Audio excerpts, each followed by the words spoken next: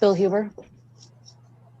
Aaron, I know it's been a struggle to get to the stage, and you had the home game, everything that you wanted. Can you possibly express what you're feeling right now? Yeah, Bill, I'm just pretty gutted.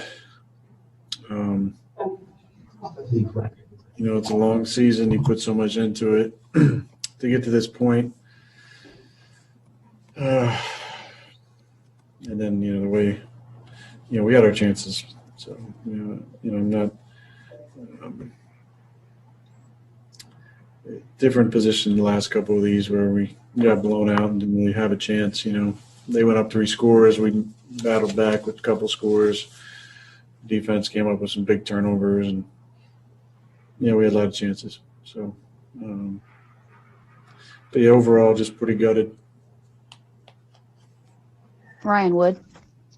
Aaron, I know you weren't on the field for it, but you saw how the game was being officiated and played all game. Just curious if you've seen the DPI on Kevin and if you had any thoughts on that. I think it was a bad call. I think there were a few opportunities, for some plays down the field for us that weren't called. Just surprised that call in that situation was made. We get the ball back with probably 1:35 and a timeout with a chance to win the game, go to the Super Bowl. Didn't look like it was even catchable. So, yeah, there's a bad call. Real quick, Kenny Clark is in room 2. We'll continue here. Mark Daniels. Aaron, the 2 series after the Jair picks, can you just talk about those 3 dropbacks in a row and a couple of sacks? Yeah, we had some chances, obviously. Like I said, we had the ball there with all the momentum and just kind of needed 1 first down. I think they get going. We just didn't get it, which was disappointing. Steve McGargy. Oh, it's been so good in goal-to-go situations all season. We had a couple where we had to settle for field goals this time. So what was the difference tonight? Was just Tampa Bay's defense being so good, or just lack of execution, or what was the difference this game? Yeah, they're a really good defense.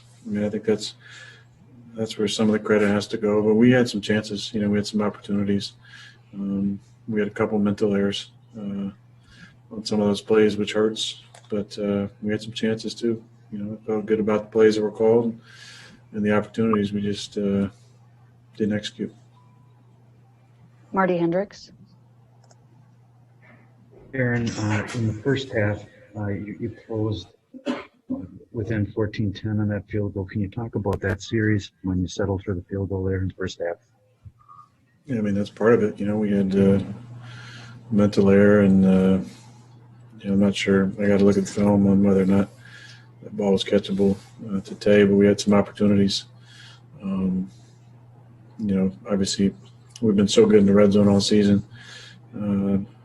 This was a game where we needed 7. Didn't come up with it a couple times. Tom Silverstein. Aaron, on the last series, so on the 3rd down play, you got out of the pocket. Going back and looking on the iPad or whatever, could you see that you might have been able to run it in, or do you think that guy gets you from behind? And then also, just to follow up, did you have a play in mind for 4th down? I felt great about the 3rd down call. We actually ran it earlier in the game. The same play that Tay caught out of the end zone. And looking at it back, it looked like he ended up crossing face late and may have been kind of back across my body, an opportunity. I felt like I had a chance maybe to run it, but I felt like there was a guy kind of closing on me. Based on the call,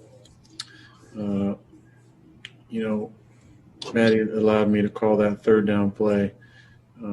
If I had known we were going to kick it, if we didn't get it, maybe something else would have been maybe gone with some sort of, crossing routes maybe there instead. But I thought maybe we're going to have 4 chances to go.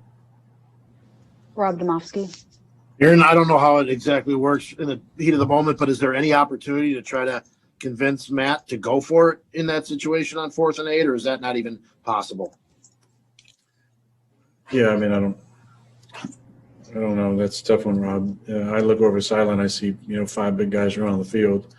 There's a lot of gymnastics that has to happen to get us to be able to go for it there. But yeah, I don't know. That decision was made, and we moved on. Gotcha. Thanks. Jason Wilde. Aaron, you always talk about the plays that are going to keep you up at night, even after games that you win. What are the ones today? You can't hear him. Okay. We'll come back, Jason. Okay. Aaron Nagler. Aaron, what did you think of the job MVS did tonight? I mean, that's a guy who's been much maligned all year. Can't hear him either. Okay. Bill Huber. Hey, Aaron, on that, going back to that last series, you had the 1st and goal from the 8. Looks like some miscommunication there between you and Allen, maybe. Yeah, I thought he was going to maybe keep it a little skinnier, and he was kind of crossing face. I don't blame him for that. It would just would have been a reaction that he's maybe saw the defender kind of going outside of him, and maybe a guy pushing through him. I thought he might keep it a little straighter up, but I don't fault him for that. Pete Doherty. Hey, Aaron, have you ever had a loss that you basically didn't get over, or maybe even were a little bit haunted by? And do you think this could be that kind of one with how everything was set up for you guys coming into this? Yeah, Pete, I don't know about haunted. I mean, I don't really like that word. Doesn't really fit in my vocabulary, I don't think. This one definitely stings and is going to for a long time, especially the way it played out and the chances that we had and the opportunities to seize that game at various points. This, definitely hurts, but I don't believe in games haunting me. So this won't haunt me. It's just going to hurt for a while. Try Jason Wilde again, Jason. Aaron, can you hear me now? Yeah. You always say that there are plays that are going to keep you up at night, even after wins. I don't know, maybe the free play where you probably saw Devontae open on the iPad later. What are the plays that maybe are going to bother you tonight for you personally? Well, I didn't see Devontae on the iPad later. Probably the go route to Marquez that I threw just a little bit too far inside and a little too flat. That's definitely gonna hurt. If I put that in the same spot I put the first one in, maybe he scores. Who knows? Or at least it's a big one. So that one definitely bothers me. I think the whole sequence there and the 8-yard line, the last 3 plays, just I'm not sure what I could have done first down, but second and third down, maybe moving up in the pocket, be able to get that one on Tate's body, and third down, I don't know. I have to look at the film, but that last series definitely is frustrating. Aaron Nagler. Aaron, you got me? Yeah.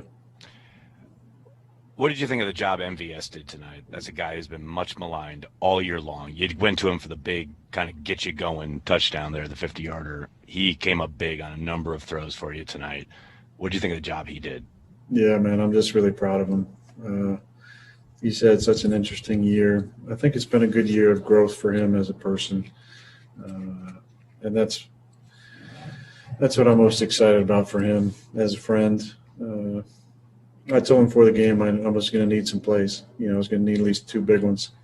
And he made many plays for us. So I'm gutted for Big Dog, and obviously I'm hurting for myself, Mason, some of the older guys, Tremont coming back.